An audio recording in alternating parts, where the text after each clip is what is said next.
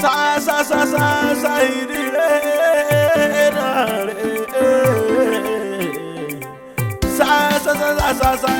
sa ìdílé náà rè o. Alákìsà tó jòrò bó pẹ́ ilẹ̀ àmọ́ lọ́la o. Yorùbá nation là ń béèrè o. Tẹ́ni pé ká mórí wá mọ́rùn wá o. Alákìsà tó jòrò bó pẹ́ ilẹ̀ àmọ́ lọ́la o. Yorùbá nation là ń béèrè o. Tẹ́ni pé ká mórí wá mọ́rùn wá o.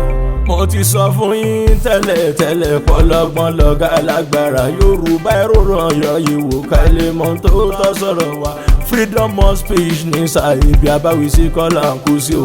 Gbogbo ọmọ ọkọ Yorùbá mo kí yín ẹ kú iṣẹ́. Mo mọ̀ pé ẹ ń gbìyànjú lórí òmìnira wa. Olóyè Sunday Igboho original ọmọ ọkọ mo kí yín ẹ kú iṣẹ́. Owó bàbá dà mí mi gbogbo ọmọ Yorùbá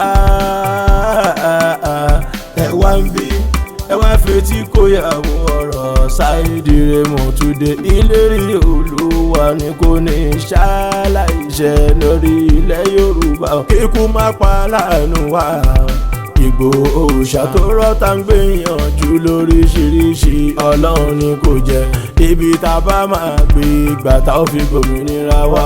Kò máa sọ́wọ́ ta kọ́lọ́n ṣá máa bàṣírí. Fúlàní múra ogun fúnra Yorùbá. Ohun tá lè fobi orí ogun ni pé ká fi mọ̀ ṣọ̀kan. Káyé jára wa níyàn mọ́ ká gbọ́ra wáyé. Say no to Nigeria to save life. I'm not from Aspire country. Ọlọ́run kò ní jẹ́ o. Bí wọ́n bá sọ pé ibẹ̀ ló wù ẹ́, that is your problem. Èmi ti gbẹrù mi ní tèmi, mò ń bá tèmi lọ. Kúrò nínú Nàìjíríà, bye bye to poverty. Nàìjíríà suffering and smiling ní olo fake life. Orúkọ tí wọ́n sọmọ mi ò ń bẹ nínú mi.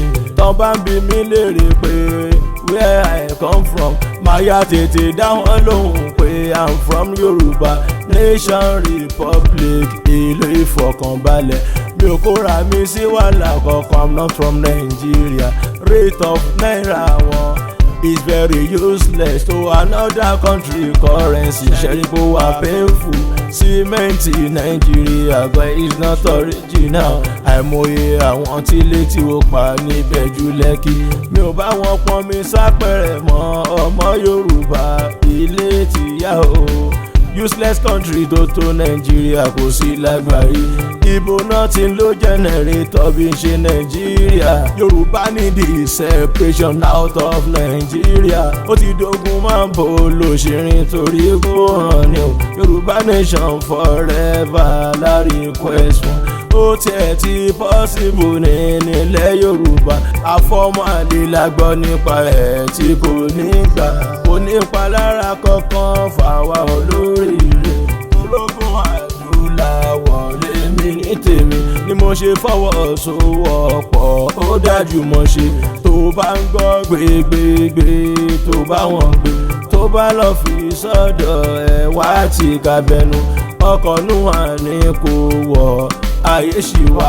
Ìyà yìí pọ̀jù fúnra Yorùbá kí ló dé gan-an. Tó bá ń sọ pé Yorùbá nation tó ń ṣàgídí, á jẹ́ wípé alákìsà tó jòrò gbogbo ilẹ̀ àmọ́ lọ́la. Yorùbá nation là ń béèrè o. Tẹ́ni pé ká mórí wá mọ́rùn wá o. Alákìsà tó jòrò gbogbo ilẹ̀ àmọ́ lọ́la o. Yorùbá nation là ń béèrè o. Tẹ́ni pé ká mórí wá mọ́rùn wá o. Yorùbá ẹ wá o. Ọ̀rọ̀ yìí kò le rárá o. Ẹ jẹ́ ká gbòmìnira wá. Wọ́n Nàìjíríà tẹ́ ń sọ yẹn kò lè possible rárá o. Ogun ajínigbé ti sùn wá. Ìyá wa mo dúpẹ́ òní ti rí. Ẹ má jẹ́ kó sùn yín o. Ẹ jẹ́ ká relé ọmọ Yorùbá o. eré wo lajá ń bẹkùn ṣe kó ní kálukú lọ lọ́tọ̀ọ̀tọ̀ Yorùbá fẹ́ dá dúró lóyè Sunday Igboho Daddy Banji Akíntóyè mi ẹ jàre ọmọ Yorùbá o ẹ má jẹ́ kó sùn yín o Yorùbá Yorùbá Yorùbá ẹ má jẹ́ kó rẹ̀ wá o ọmọ Yorùbá o ogun ajínigbé yìí pọ̀jù àlejò ọ̀ràn lè yí o ọmọ onílé ni wá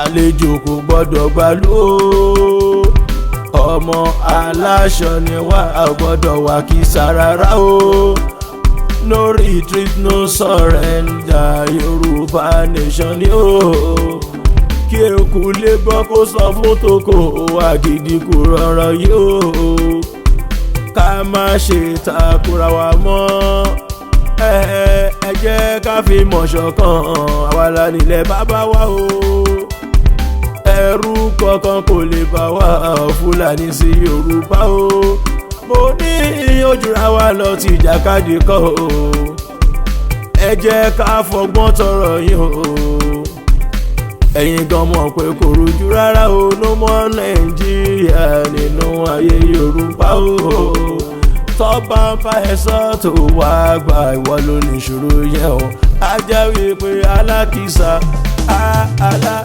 alákìsà tó jóró